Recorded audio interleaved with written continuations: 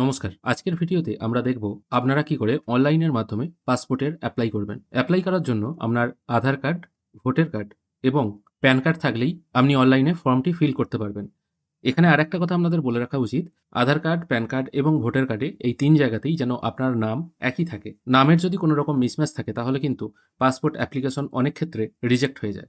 Apply করার জন্য passportindia.gov.in এই ওয়েবসাইটে চলে আসবেন। এটা হলো এই ওয়েবসাইটের হোম পেজ।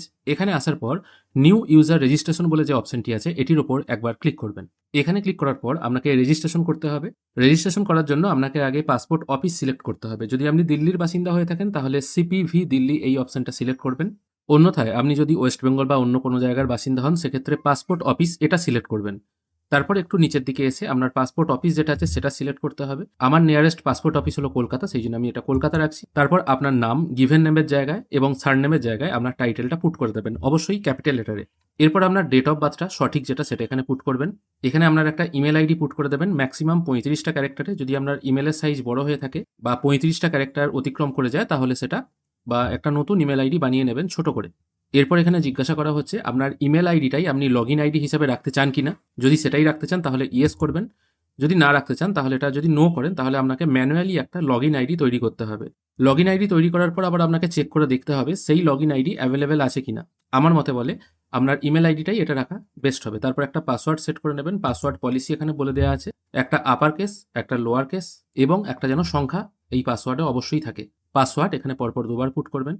তারপর একটা সিকিউরিটি কোশ্চেন এখান থেকে জিজ্ঞাসা করা হবে, আপনার ফার্স্ট কুল বা ফেভারিট কালার কি আছে, যে কোনো একটা এখান থেকে সিলেক্ট করবেন। এখানে সেই উত্তরটা দেবেন।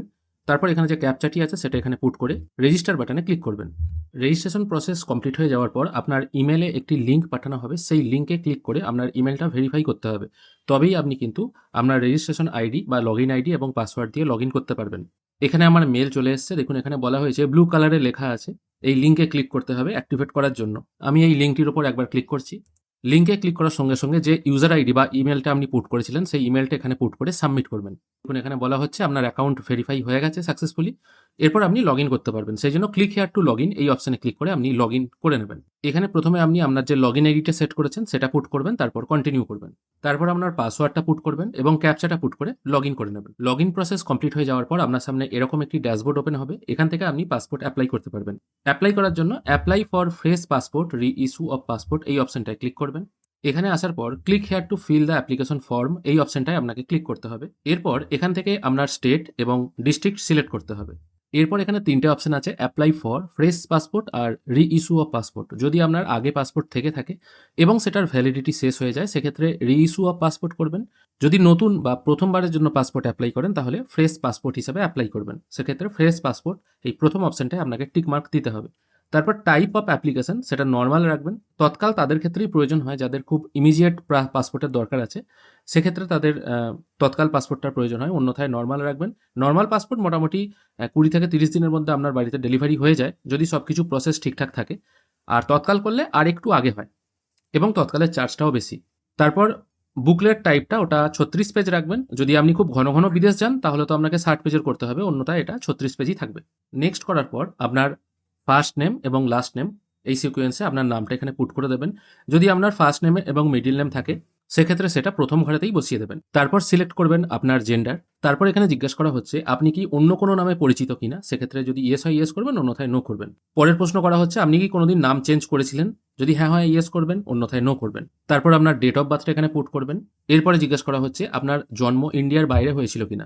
যদি ইন্ডিয়ার বাইরে হয়ে থাকে তাহলে ইয়েস করবেন এবং আপনার প্লেস অফ বার্থটা দিতে হবে, ওটা অন্যথায় নো করবেন। তারপর আপনার প্লেস অফ বার্থ মানে কোথায় জন্ম, যদি গ্রাম বা শহর হয়ে থাকে সেই জায়গাটা এখানে ম্যানুয়ালি আপনাকে লিখে দিতে হবে। তারপর আপনার স্টেট ডিস্ট্রিক্ট সিলেক্ট করতে হবে। তারপরে প্রশ্ন করা হচ্ছে আপনি বিবাহিত কিনা। সঠিক উত্তরটা এখান থেকে আপনি সিলেক্ট করে দেবেন ড্রপ ডাউন মেনু থেকে। তারপর এখানে জিজ্ঞেস করা হচ্ছে আপনি ইন্ডিয়ার যে সিটিজেনশিপ আছে সেটা কি হিসাবে, বার্থ হিসাবে না রেজিস্ট্রেশন হিসাবে। নর্মালি সবার বার্থ হয়, সেই জন্য এটা বার্থ রাখবেন। তারপর জিজ্ঞেস করা হচ্ছে আপনার প্যান কার্ড আছে কিনা। যদি থাকে প্যান নাম্বারটা এখানে বসাবেন। ভোটার কার্ড যদি থাকে ভোটার কার্ড নাম্বারটা এখানে বসাবেন। এমপ্লয়মেন্ট টাইপ মানে আপনি কোনো সার্ভিস করেন কিনা, যদি করেন কোথায় করেন সেটা এখানে বসাবেন, অন্যথায় এটা নট এমপ্লয়েড বা আদার্সও রাখতে পারেন যদি আপনি নর্মাল কোনো বিজনেস থাকে আপনার। তারপর এখানে বলা হচ্ছে আপনার স্বামী বা স্ত্রী বা মা বাবা গভর্নমেন্ট সার্ভেন্ট কিনা। হ্যাঁ বা না দিয়ে সঠিক উত্তরটা এখান থেকে সিলেক্ট করবেন। আপনার পড়াশোনা কত দূর সেটা এখানে সিলেক্ট করতে হবে। এবার আপনি যদি মাধ্যমিক পাস বা তার বেশি পড়াশোনা করে থাকেন তাহলে নন ইসিআর ক্যাটাগরিটা ইয়েস হবে। যদি এখান থেকে 7th করেন তাহলে কিন্তু এটা অটোমেটিক নো হয়ে যাবে, এটা আপনাকে কিছু হাত দেওয়ার দরকার নেই।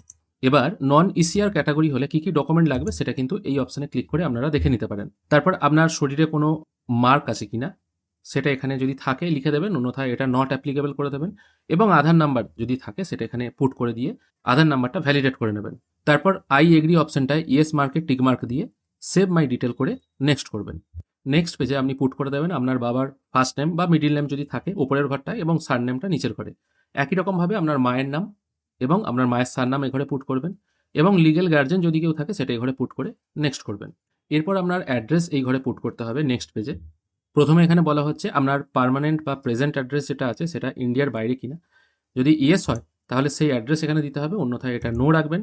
তারপর আপনার টোটাল যে অ্যাড্রেসটা আছে, প্রথমে আপনার গ্রামের নাম, পোস্টের নাম এখানে লিখে দেবেন, গ্রামের নামটা পরে আরেকবার লিখবেন, তারপর state, district, police station select করবেন, পিনকোড সিলেক্ট করবেন, আপনার ফোন নাম্বার এখানে সিলেক্ট করবেন, টেলিফোন নাম্বার দেওয়ার দরকার নেই, তারপর ইমেল আইডিটা এখানে পুট করে দেবেন। তারপর বলা হচ্ছে আপনার পার্মানেন্ট অ্যাড্রেস অ্যাভেলেবেল আছে কিনা, যদি থাকে ইয়েস করবেন, যদি না থাকে তাহলে নো করবেন। যদি থাকে ইয়েস করার পর এখানে বলা হচ্ছে আপনার প্রেজেন্ট ও পার্মানেন্ট অ্যাড্রেস একই কিনা, তাহলে ইয়েস করবেন, অন্যথায় এটা নো করবেন। এরপর একজন এমার্জেন্সি কন্ট্যাক্ট নাম্বার এখানে দিতে হবে, মানে যার সাথে এমার্জেন্সিতে দরকার হতে পারে, মানে তাকে ফোন করলে হয়তো সব কিছু ডিটেল পাওয়া যেতে পারে। তার নাম ও অ্যাড্রেসটা বসাবেন, ঠিক তার নিচের ঘরে তার মোবাইল নাম্বারটা এখানে পুট করে নেক্সট করবেন।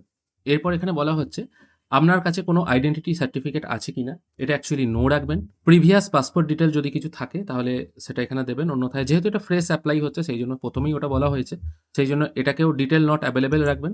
তারপর এখানে বলা হচ্ছে আপনি কি কোনোদিন আগে পাসপোর্ট অ্যাপ্লাই করেছিলেন কিন্তু কোনো কারণে রিজেক্ট হয়েছে বা ইস্যু হয়নি, এরকম কি কোনো কেস আছে, যদি থাকে ইয়েস করবেন, অন্যথায় এটা নো করে নেক্সট করবেন।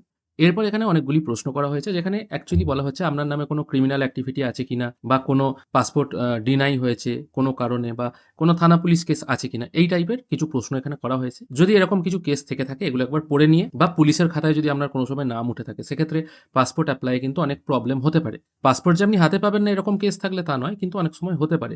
সেক্ষেত্রে এখানে সঠিকটাই নির্বাচন করবেন। আর ম্যাক্সিমাম মানুষদের ফ্রেশই থাকে, এরকম কোনো ঝামেলা থাকে না, সেই জন্য এখানে সব অপশনগুলো নো করে দিয়ে নেক্সট করবেন। নেক্সট পেজে আসার পর আপনি দেখতে পাবেন আপনি যে পাসপোর্টটা এতক্ষণ ধরে অ্যাপ্লাই করলেন বা যে ফর্মটা ফিল আপ করলেন, সেটা ফিল আপ হয়ে আসার পর মানে আপনার পাসপোর্টে কোন জায়গায় কি ডিটেল থাকবে, এখানে যদি মনে হয় সব কিছু ঠিকঠাক আছে তাহলে পেজটিকে স্ক্রোল করে নেক্সট করবেন, অন্যথায় প্রিভিয়াস করে যদি কিছু ভুল থাকে সেটা এডিট করে নিতে পারেন। এরপর আপনাকে এখানে দুটো জিনিস আপলোড করতে হবে। প্রুফ অফ বার্থ হিসাবে আপনি কি আপলোড করতে চান, এক্ষেত্রে নর্মালি এটা আধার কার্ড দিয়ে দেওয়াই ভালো, এখানে আধার অপশনেও আপনি পেয়ে যাবেন, বা প্যান কার্ডও দিতে পারেন। রেসিডেন্সিয়াল অ্যাড্রেস প্রুফ হিসাবে আপনি আধার এখানে দিয়ে দেবেন, তারপর এটা ওকে করে দেবেন। তারপর এখানে প্লেসটা বা কোন জায়গা থেকে অ্যাপ্লাই করছেন সেই জায়গাটার নাম পুট করে আই এগ্রি অপশনে ক্লিক করে সেভ মাই ডিটেল করবেন, তারপর প্রিভিউ অ্যাপ্লিকেশন ফর্ম এই অপশনটায় ক্লিক করবেন। প্রিভিউ করার সঙ্গে সঙ্গে আপনি যেগুলো ফিল করলেন সবকিছু ডিটেল এখানে চলে আসবে। যদি মনে হয় সবকিছু ঠিকঠাক আছে তাহলে এই ফর্মটার একটা প্রিন্ট আউট কপি নিয়ে নেবেন। তারপর সাবমিট ফর্ম এই অপশনটায় ক্লিক করবেন। ফর্ম সাবমিট হয়ে গেলে আপলোড সাপোর্টিং ডকুমেন্ট এই সেকশনে এসে প্যান কার্ড এবং আধার কার্ডটা আপলোড করে দেবেন। এখানে প্রথমে অ্যাটাচমেন্ট টাইপটা সিলেক্ট করবেন, যেমন ডেট অফ বার্থ প্রুফ হিসাবে আপনি দিয়েছিলেন প্যান কার্ড, সেক্ষেত্রে এটা ডেট অফ বার্থ প্রুফ রাখবেন। তারপর অ্যাটাচমেন্ট ডকুমেন্ট প্যান কার্ডে রাখবেন, তারপর প্যান কার্ডের একটা স্ক্যান কপি এখানে আপনাকে আপলোড করতে হবে। একই রকমভাবে আধার কার্ডটাও আপলোড করে নেবেন। এখানে সবকিছু আপলোড হয়ে যাওয়ার পর আবার ভিউ সেভ সাবমিট অ্যাপ্লিকেশন এই অপশনে চলে আসবেন। এরপর আপনাকে পেমেন্ট করতে হবে, সেই জন্য এআরএন নাম্বারের পাশে যে সিলেক্ট বাটনটি আছে এটির ওপর একবার ক্লিক করবেন, তারপর পেমেন্ট অ্যান্ড অ্যাপয়েন্টমেন্ট এই অপশনটায় ক্লিক করবেন, তারপর পে অ্যান্ড শিডিউল অ্যাপয়েন্টমেন্ট এটির ওপর আবার ক্লিক করবেন, তারপর অনলাইন পেমেন্ট সেকশনে এসে আপনাকে স্টেট ব্যাংক সিলেক্ট করতে হবে, তারপর নেক্সট করবেন। এখানে শিডিউল অ্যাপয়েন্টমেন্ট বলে একটা সেকশন চলে আসছে, এটার উপর আবার নেক্সট করবেন। এরপর আপনাকে চুজ করতে হবে আপনি কোথায় অ্যাপয়েন্টমেন্ট নিতে চান। এখানে যে সমস্ত জায়গাগুলো খালি আছে সেই সমস্ত জায়গার ডেটটা এখানে দেখিয়ে দেবে। দেখুন এগুলো সব 27 তারিখ, 29 তারিখ, 30 তারিখ সব খালি আছে এই সমস্ত জায়গায়। আপনি যে জায়গায় অ্যাপয়েন্টমেন্ট নিতে চান সেই জায়গাটা সিলেক্ট করবেন। আমি পোস্ট অফিস পিএসকে আরামবাগ সিলেক্ট করছি। আরামবাগে অ্যাভেলেবেল আছে 29/1/2024 থেকে, মানে আমি যদি পেমেন্ট করি আমি কিন্তু 29 তারিখেই শিডিউল পেয়ে যেতে পারি। এই অপশনটা একটু ভালো করে লক্ষ্য রাখবেন পেমেন্ট করার জন্য, কারণ ভুল অপশনে পেমেন্ট করে দিলে আপনাকে কিন্তু সেখানে গিয়েই অ্যাপয়েন্টমেন্ট নিতে হবে এবং সেই টাইমে গিয়েই করতে হবে। তারপর এখানে ক্যাপচাটা পুট করে নেক্সট করবেন।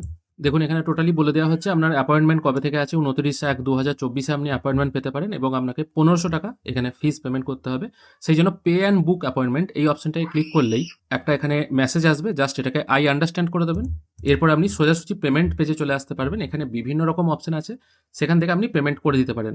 ম্যাক্সিমাম ক্ষেত্রে ভালো হয় যদি ইউপিআই সিলেক্ট করেন, তাহলে এখানে একটা কিউআর কোড চলে আসবে, কিউআর কোডটা সিলেক্ট করে কিন্তু আপনি পেমেন্ট করে দিতে পারেন। জাস্ট স্ক্যান করবেন ফোনপে কিংবা গুগল পের মাধ্যমে, আপনার কিন্তু পেমেন্ট কমপ্লিট হয়ে যাবে এবং রসিদও জেনারেট হয়ে যাবে।